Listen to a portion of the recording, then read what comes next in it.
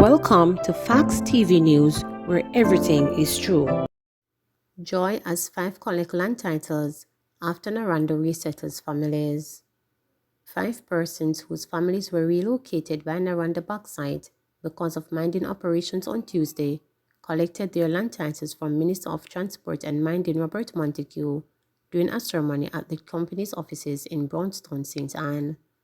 The 5 are part of a group of 25 whose titles have been prepared, with the others not being available on the day to collect theirs. Among the 5 persons was 35-year-old Kevin Mahue of Highbury Road in Alexandra, who was relocated to Minard. He said he was extremely happy to finally collect his title. "I'm feeling overwhelmed, happy, feeling very good," he stated. "This means so much, a lot, because I have a lot of things to take care of, and trust me, this is a start for me right now, just getting this title in hand, because I've been waiting for so long. I'm so very happy that it's finally here and I've gotten it in my hand," he stated, who is part of the Canadian Work Program. He further stated that he was the youngest of the group, where the others were elderly persons. A fact not lost on Montague, who described the occasion as one that would be starting the building of the generational wealth. Montague hailed the occasion as historic, saying it represents a new thrust in how his ministry is dealing with titles for Jamaicans in the bauxite industry. He revealed that when he became mining minister in 2018, there was a list of 370 persons who were due titles, some as far back as 1953, and he has set about ensuring they receive their titles. The minister commended Naranda on the effort the company is making to relocate families and ensuring they get titles for their lots and also for community assistance otherwise. "We are determined to make sure Jamaicans get their titles. Naranda is one of the companies that has gone overboard in resettling people, has done much more than is required, and they don't even want anybody to know," said Montague. "I am very happy, and I want to commend Mr. Dell and Naranda for the kind of work they're doing in the community. They have assisted the St. Anne's Bay Hospital outside of their core business, but they have gone ahead and assisted the hospital. I know you've assisted some clinics, and I want to commend you." Montague said with titles in their possession, persons can now use the document to invest in their children and do other things such as fixing their homes and buying a car. "If you have land, you must have title, because having land without title is like having faith without works. It is nothing," he said. "Today, we hand over these titles. I know it is going to make a difference not only in the lives of those who get the title, but it's going to make a generational difference. It is going to affect how your family acquires wealth going forward, because this is the beginning of building a dynasty. So what Naranda has done here in this partnership is to begin to build generational wealth. Another 400 titles will be ready to be vetted by the minister next year," it was revealed. While hailing the importance of the occasion, Delroy Dell, Vice President and Country Manager Naranda, outlined several other activities that Backside Company was involved with that would benefit communities in St. Anne. These include the construction of a 17.4 million gallon water storage facility and greenhouse clusters, noting the importance of water harvesting. "The issue with St. Anne and farming is that there is always a perpetuated shortage of water. That is the farmer's cry in St. Anne, and in fact, the shortage of water, even portable water for domestic purposes, is one of the major issues for St. Anne," Dell noted. He said, "So the greenhouse clusters solve a very big issue. They provide advancement in terms of agricultural technology, but at the same time provide water to allow the farmers who are benefiting from the greenhouse project to ensure they will always have water and they will have the required productivity." Using firecrackers is illegal, police remind public.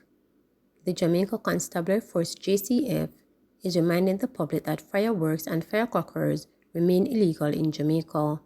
Firecrackers, more commonly called clappers, are still sold during Christmas period despite being illegal. Head of the Public Safety and Traffic Enforcement Branch, Assistant Commissioner of Police ACP Gary Mackenzie, said people should desist from using them. "All of those things are illegal and they should not be done. There are no permits that are given for these kinds of activities. We expect that persons will abide by the rules as we are not going to be lenient, ACP Mackenzie noted.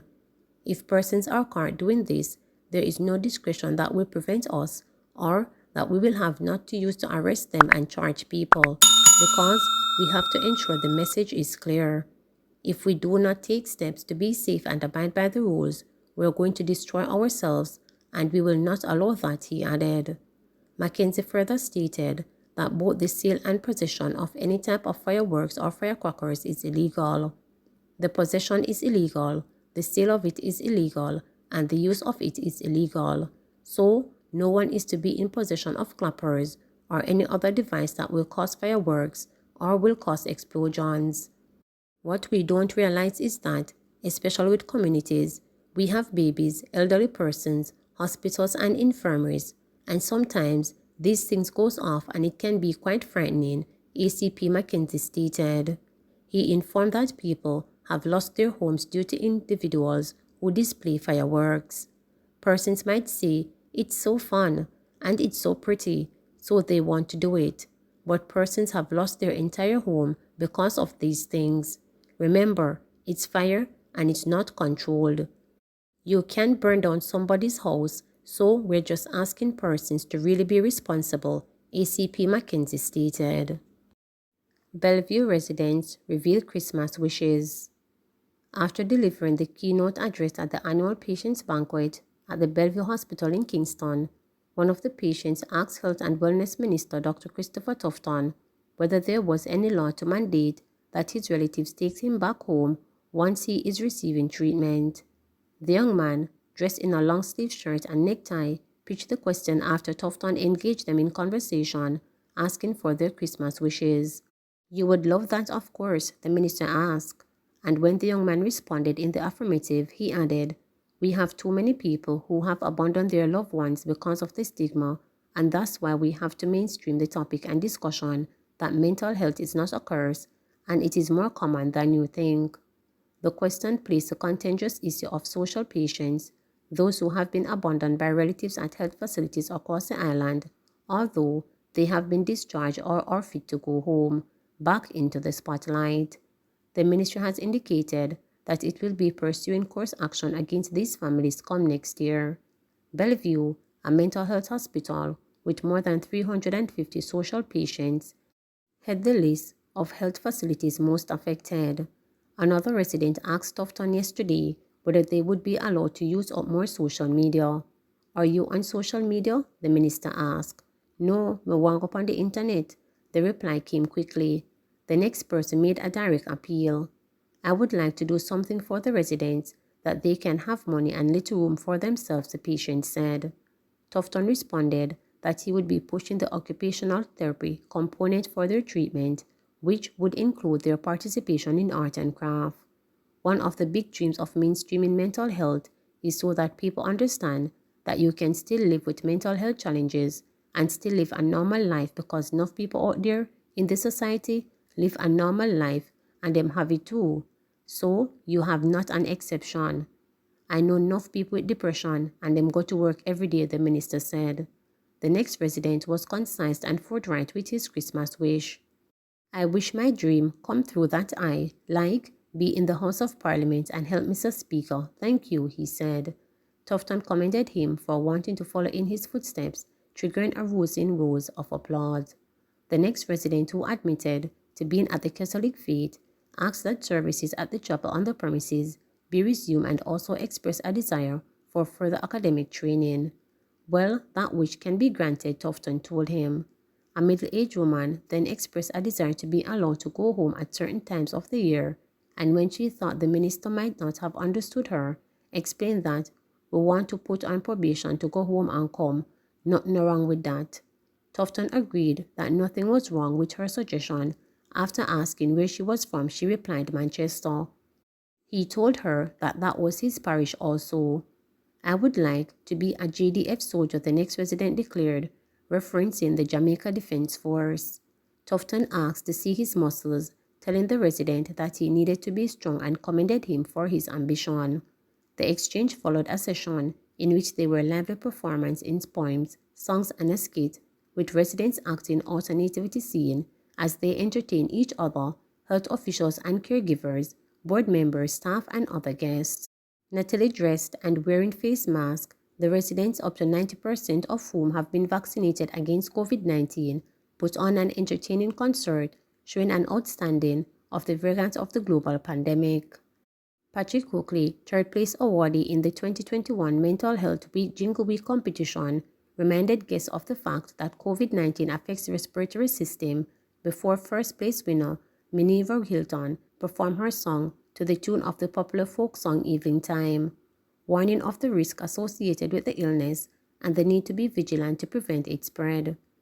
The residents were treated to care packages which contained toiletries and slippers before enjoying a hearty Christmas meal. Independent candidate confident of victory. Former councillor of the Guys Hill Division, Winston Chambers, said he is eager to represent the political region, but this time as an independent candidate. Chambers, 46, said that he was invited to return by the people. Guys Hill is a rural, mainly farming-based division in the St. Catherine Northeast constituency, which is troubled by the lack of water, bad roads, and other challenges. The complaints from the residents are that there is a need for more representation to offer infrastructure such as roads, which have been deteriorated since the time that I had not represented the division, he stated. But Chambers is banking on his past success as future equity. He said that he is confident that he will be successful at the polls in the impending local government elections constitutionally due by February 2022. The former two-term councillor has been recalled by Angel's Dreams to be very responsive to the needs of residents, especially concerning access to water. If he sees it fit to seat the division again, that is a decision he will have to make, James said. However, stakeholders like Denise Brown are pessimistic about politics. She said that she didn't think that the much-needed change would come. St. Catherine Northeast Member of Parliament, Kenisha Morrison, welcomed the Democratic progress, but remains assured of the Jamaica Labour Party victory at the polls. The democracy allows for anyone to become a candidate in an election. While officially, I haven't been informed, we welcome the challenge. I must reiterate that the JLP will retain the Guys Hill division, Morrison stated. The division is currently held by the JLP's Leroy Dunn, who secured victory over the People's National Party Ryan Smith in the 2016 election. He dismissed the charge of his predecessor. I am ready for any challenge, Dunn said. Please remember to subscribe, like, share, and click the notification bell for daily updates.